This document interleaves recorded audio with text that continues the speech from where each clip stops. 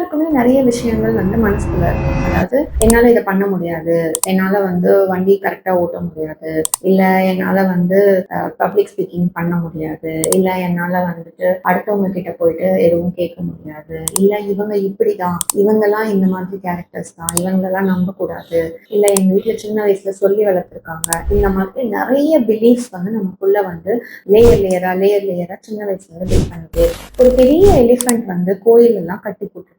எப்படி கட்டி போட்டிருப்பாங்கன்னா, ஒரு சங்கிலி வச்சு கட்டி போட்டிருப்பாங்க. அந்த சங்கிலி சின்னதா தான் இருக்கும். ஆனா அவ்வளோ பெரிய எலிஃபென்ட் அந்த சங்கிலியில கட்டி தான் நிறுத்திருப்பாங்க.